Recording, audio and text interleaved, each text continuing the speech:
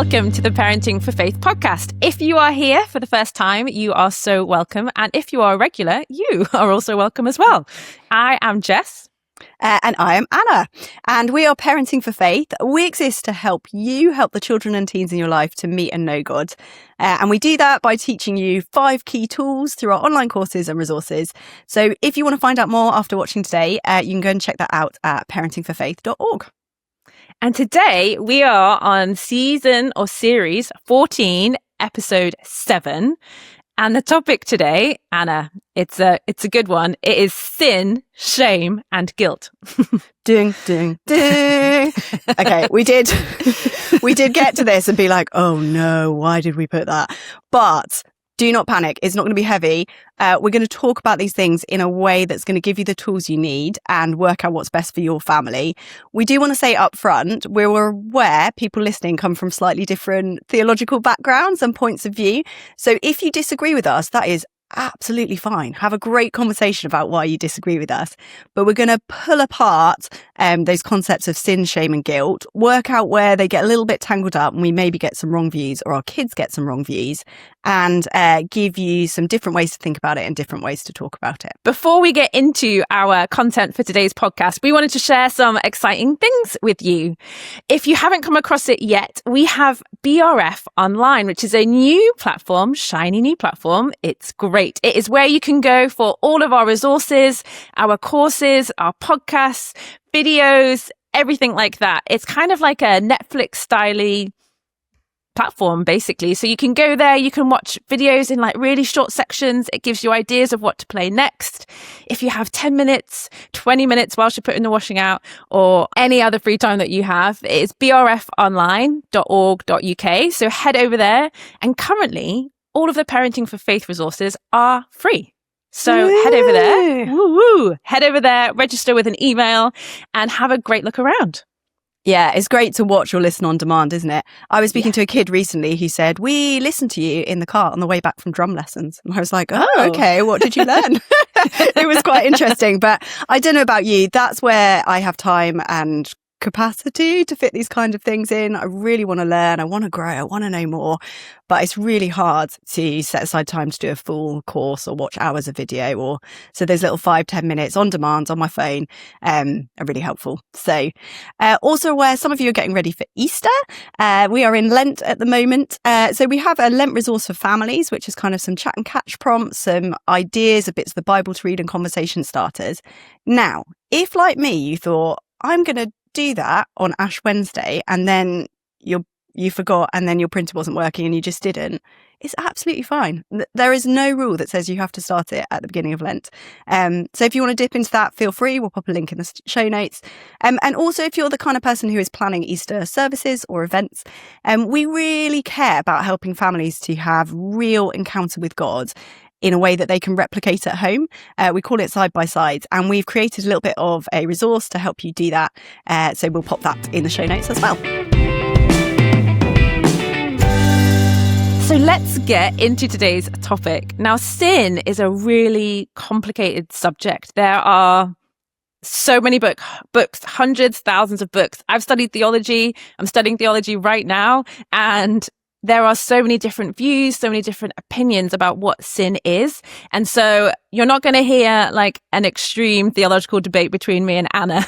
But what we are going to do is unpack some of the main topics of sin, shame and guilt, and how we can talk about it with our children, with our teenagers. And I think the main thing that I'm really interested in is like how to keep the connection between us and God, between our children and God. Yeah, and it comes up particularly at this time of year, I think, as we get to like, obviously sin is sadly a present reality the whole time. And, you know, we might be talking to our kids about it at other points as well. But I think when we start thinking about Easter and the death and resurrection of Jesus and what that means, then a lot of this conversation comes out and we realize actually maybe we're not quite sure how to explain things, or we've accidentally, given an unbalanced view, or our kids have come up with a bit of a tangled view, that kind of thing.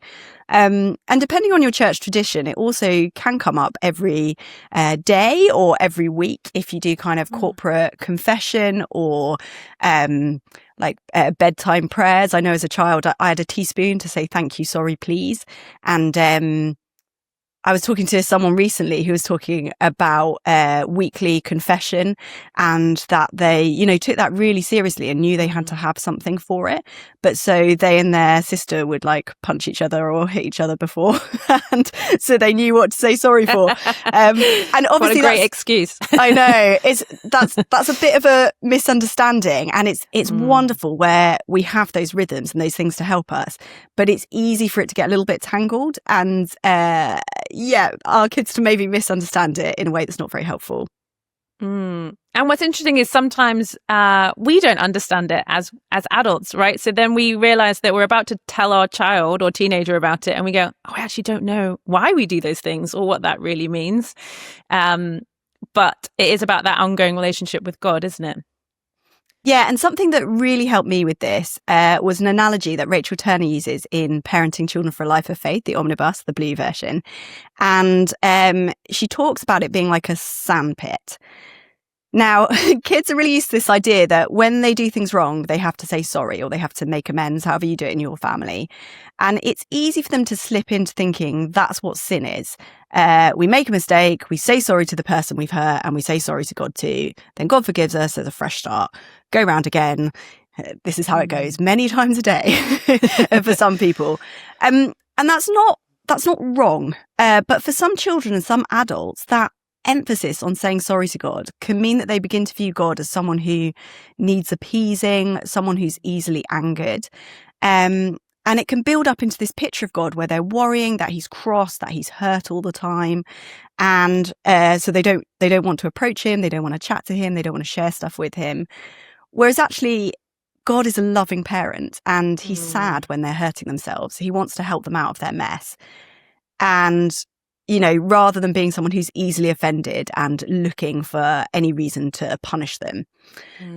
So if that is coming up in your family, you might want to look at the Unwinding section of the Parenting for Faith website and the kind of angry God view. I found this analogy really helpful for resetting that balance and showing God as the loving parent. So I want you to picture a small girl sitting in a sandpit eating sand. And I'm going to read it so that I get it right, okay? The sand is dirty and it's all over her face and mouth. Even though it's not good for her and she's coughing and spluttering, she won't come out of the sandpit. Her father hates this. He's sad when he sees her there, particularly because he's built her a beautiful playground right next to the sandpit, with all sorts of things for her to climb on and enjoy. And he has a great big ice cream in his hand for her, and he goes over to her and says, "Don't eat the sand. It's dirty and it's not good for you.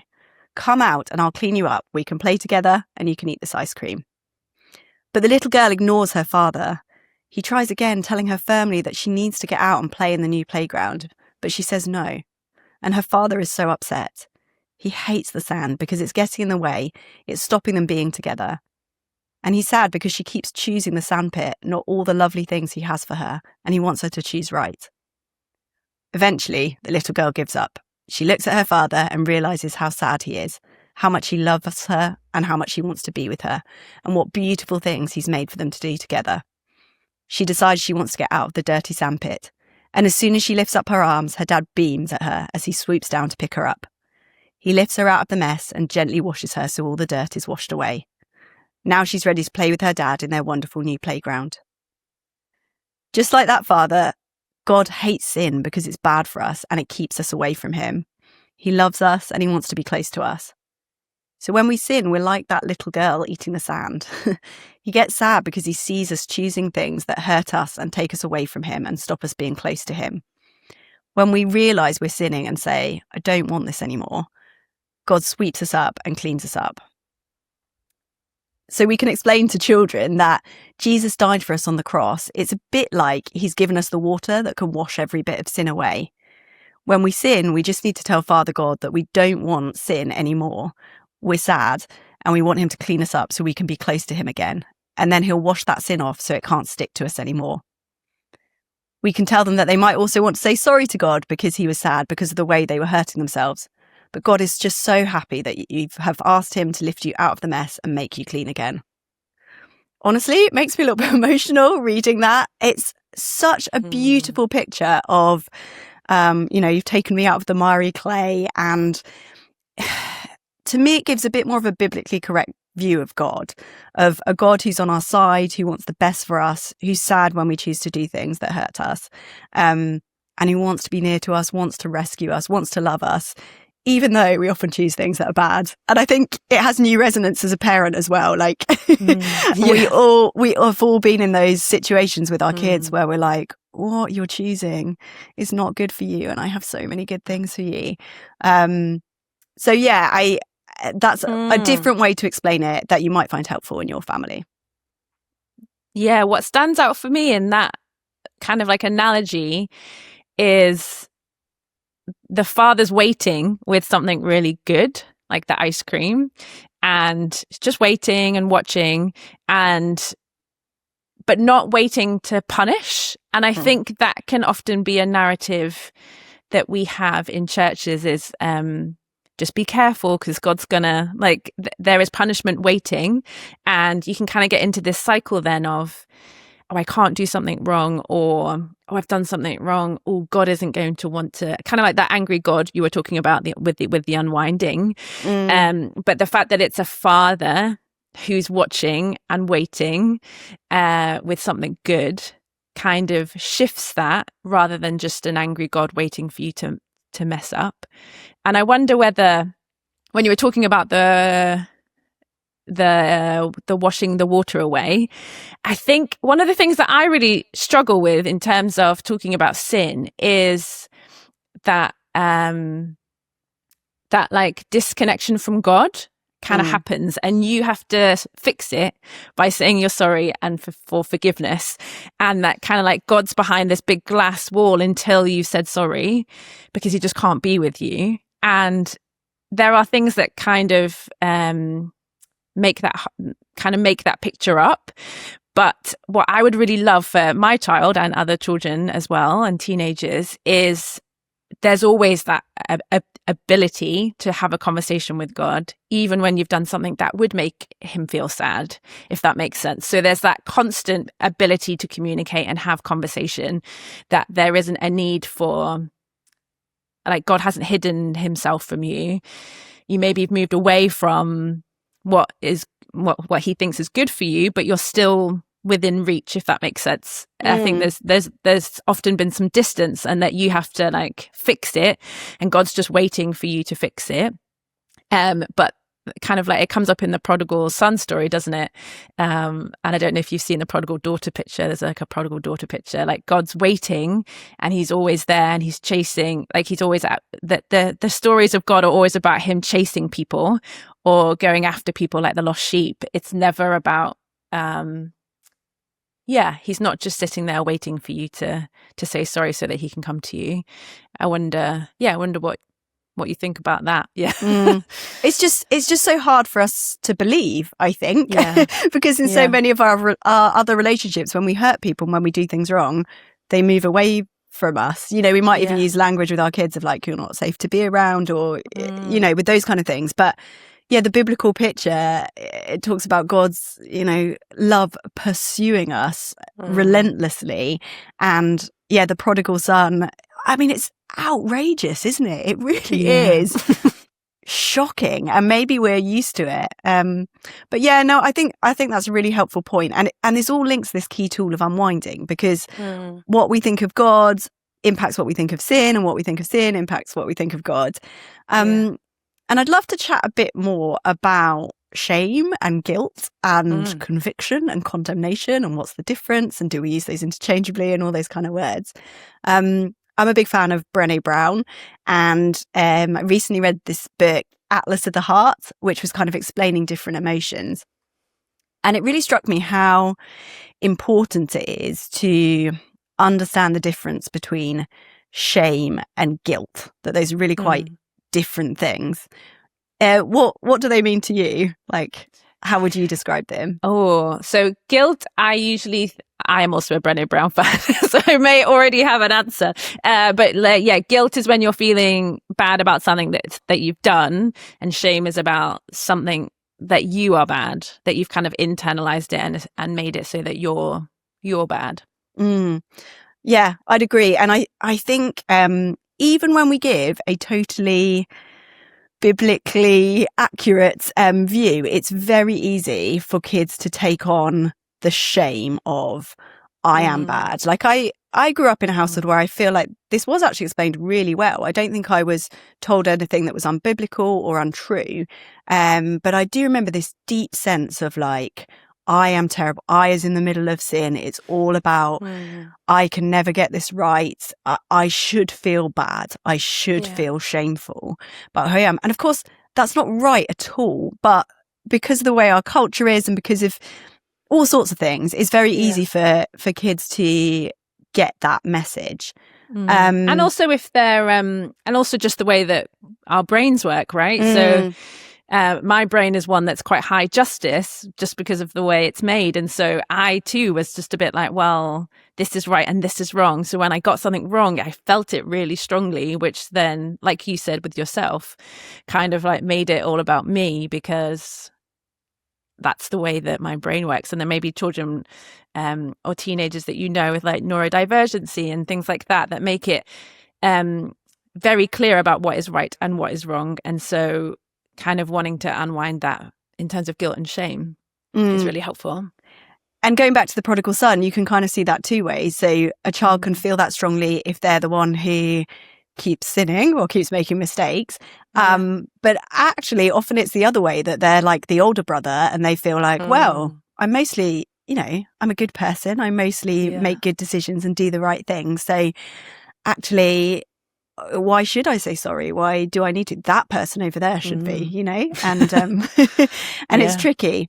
But there is this thing, isn't there? There's this idea, and I need to be careful here because there is some of it that is really good and helpful. But when we're teaching our kids and our teenagers the difference between like healthy conviction and being in God's love and presence and him kind of highlighting things that aren't quite right, where we need to ask him to lift us out of the sandpit and clean us up, and things where it's just, you are bad, you are unworthy, whatever, that's obviously not from God and not right.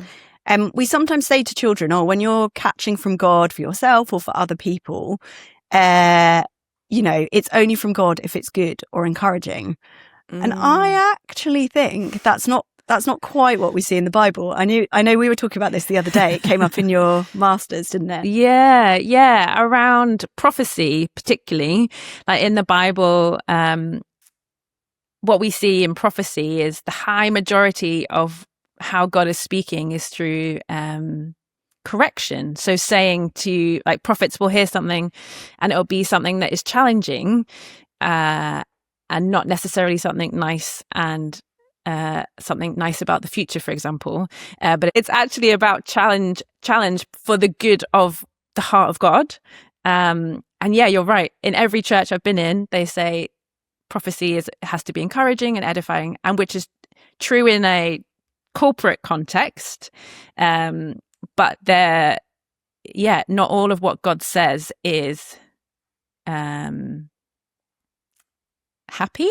I don't know what the word is, but it's not feel good. It's not all it's fridge magnets and flowers, it's some of it is hard. But for me, the distinction is, it comes back to what you were saying, Jess, about relationship.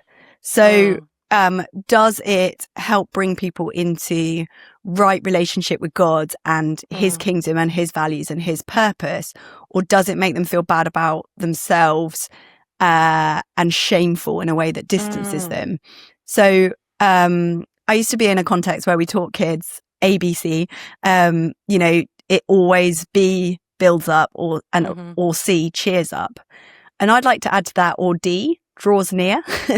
There's something about, that's hard to hear, but I'm humble enough to say, maybe God wants something better for me. I'm going to spend some time with him and get closer to him and dig into that. I heard this beautiful analogy this week. I like analogies, as you can tell. I was listening to Simon Gilbo's Inspire podcast. Rachel Gardner was on it. And Little aside, great for creating windows. I was doing it while I was doing a sorting out job, and my child was in the room. Didn't say anything, just had it on, left it on while she was in the room. We had a really interesting conversation afterwards. Not all the content is child appropriate. So, but with, if you have Christian podcasts you listen to, do you keep them on while your child is in the room, if that's appropriate? Because it's a really nice way to create windows. But anyway, she was talking about something else and how she had something in her life where actually God needed to challenge her and she needed to work on something, but that was really hard and really difficult. And she said a lovely lady in her church held her like a marshmallow in God's fire. And it's this beautiful picture of toasting a marshmallow over which, the heat is powerful and it's strong, but it's safe. And sometimes with people around us, and we create a window into that, or with our own children, or with each other, or just on our own, we need to say, God, actually, I want to be held in the fire. I want to come close to you. I want to see more of who you are and what you want for me. It's like I want to ask Dad, what else is in the playground, and what ice cream have you got, and show me what I'm actually in. What is this sandpit? What is this mess? What is this mud? I think that is brilliant, and it's hard, and there is a spiritual maturity to that, but it's so much more beautiful and so much more complex than if you do bad things, you are bad. So sorry. There's just so much more, and I think there's so much that in the Bible that helps us see that, kind of all scriptures God breathed, useful for rebuking, correcting, training in righteousness. It doesn't say all scripture makes you feel good about yourself in a self-care bubble bath sort of way. Lots of Jesus' words are challenging, and Jesus often brought conviction and helped people to see that the way they were living or their choices weren't good. And so we don't want to cut our children and young people off from that gift by saying, it's a different kind of unwinding. We've talked about angry God, who's there ready to punish them. There's also buddy, loving God, who you can do whatever you like because it doesn't matter. He'll always be your best friend and go along with whatever you say. So that's sort of the other extreme, I guess. And what's interesting is I do some other bits and pieces in my life, and I do some work around racial justice and feeling comfortable in the uncomfortable. And so it kind of reminds me of that, there is a difference between feeling uncomfortable and feeling like triggered or shame or something like that. And I was actually wondering about one of our 5 key tools is chat and catch. And the reason why we choose catch is because we recognize that God can speak to us in different ways through our bodies, and not just through hearing a voice or dreams or things like that. And I was wondering, that feeling of uncomfortableness can potentially be a way that God speaks to us, in that if we encourage our children to chat and catch with God about potentially something they've done or the way that they're feeling, then we can start to teach them about what it feels like when God is talking to them. Because I don't know about you, but it usually happens in places where God tells me to talk. When I get my heart goes really fast, I get really flushed, and it feels like God's like, go on. And I recognize that as a way that he chats to me. But that is my physical reaction. And so it reminded me of that when you were talking about feeling uncomfortable, is actually what we can do is we can teach our children that God made our bodies as well as our minds, and he talks to us through our bodies. And so what would it look like to chat and catch with God about, and then give language to the catch where you're feeling something in your body and God is talking to you in that way, if that makes sense. Yeah, it's brilliant. And I think all families will do it differently, and whether or not that's something you experience will depend how you frame it. But it does bring us to this bigger question of, we very often get asked with chat and catch, I can do the chat bit, but I'm scared about catch, because what if they catch something that's wrong or not God, or makes them, they don't always phrase it like this, but I think the underlying parental fear is makes them feel shame, makes them feel something that's not right, and not of God, either for themselves or for someone else. And Rachel Turner uses a really good analogy of milk. It's actually in the teens course, but it's relevant for all ages. But we'll pop the link in the show notes if you want to have a look. But very briefly, she says you kind of, I do in my house, I drink a lot of cups of tea. So it's very important that I have milk. And today is food shop day. Like, there's almost nothing in the fridge. There is barely any milk left. Ooh, and so we're in the grey area of like, is it bad? I don't know. So there's kind of 3 stages, and Rachel talks about these in terms of discernment. So the first one is you look at it. Does it look like you expect it to look? We know what good milk looks like. Does it look how you expect? So it's sort of the same with the Bible. Some of these are absolute no-brainers. If you feel like you catch from God that he loves you, probably don't need to analyze that more. Like, we know that's biblical. We know that's good. Our kids probably do. Great. All good. But some stuff is a bit more complicated, a bit more of a grey area.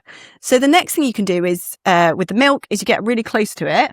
This is risky doing this, but and give it a little bit of a sniff. For those of you just listening on the audio, I'm sniffing milk right now. Sniffing. And I can't, but it's a little bit on the border. Like, it's not definitely bad. It's not definitely good, but I've had to get up really close. I couldn't tell from a distance whether or not it smelt okay. And sometimes we have to do that with the stuff that our kids catch. We have to say to them, okay, we need to go a little bit closer. We need to examine this a bit more. It's not an easy yes, no. It's let's get up close. Let's compare it. Let's maybe ask some questions, compare it to some other things in the Bible. And then the third thing, and I did do this to my husband before he left for his train, was you can ask someone else. You can say, can you smell that? Do you think that's off? And actually, Matt will often taste it. I will. I think that's disgusting. But, I will go to someone else and say, I'm not sure about this. Can you let me know what you think? And again, that's so helpful for our kids and teenagers to have that tool to say, I feel like I've caught this from God, or I've read this in the Bible and I've interpreted this way, or I've heard this bit of a sermon or a bit of a podcast, and I think it's saying this. What do you think? And go to people who are wise and people who you trust, but practice that pulling stuff apart, getting up close, looking at it and saying, hang on a sec, is this something that is bringing shame and fear? Or is it something that is bringing healthy challenge? And actually, will you hold me like a marshmallow and help me be in that fire of God's love and see where he wants better for me? Honestly, if every Christian child and teenager had that skill, I think it would be a bit of a game changer. Yeah. And some adults too. Yeah. And taking notes too. Yeah. And I think when you were talking, I was trying to think of it in a scenario. And I know that I've done this before with when I've worked with children. But when a child says something that feels so left field that they've caught from God, and your immediate reaction is to say, oh no, that's not right, or that's not God. But being able to stop before you say that and have that curiosity of okay, let's look at it, because it's so much easier and quicker to just say, oh no, that's probably not from God. But potentially it is, and it's part of that, sniffing, and obviously don't sniff, but that testing, so that they can also have those tools wherever they are when they're not with you, when they are in school and they're sensing maybe God's speaking to them in a way, and they can do that in the middle of a chemistry class. Yeah, so good. We could talk about this for a lot longer, but our time has come to an end. But we will put some links in the show notes to that sandpits and sin. And we've done teaching before on sin, shame and guilt. So if this has sparked something in you and you're like, ooh, I want to prod it a bit more, maybe talk about it with a friend or watch it whilst you're doing something else. And then we'll pop some links so you can dig a little bit deeper. We like to end our podcast with a question to ask your kids to spark an interesting conversation. This week's question is, did Jesus ever say sorry? This has already caused debate and discussion between Jess and I, so we hope it sparks a really interesting conversation in your household too. And we are back next week, where you'll be hearing an episode where I talk to Gemma Hunt, CBeebies presenter, and Christian about confidence. And we talked for so long. She's a good friend of mine, but we talked for so long that we've got some bonus content as well, which you'll be able to find on BRF Online. So that just gives you another little nudge to go check out BRF Online, register with your email address, and you'll be able to see all of the podcast episodes and all of our videos there as well. Have a great week. Enjoy checking that out. And we'll see you soon. Bye. Bye.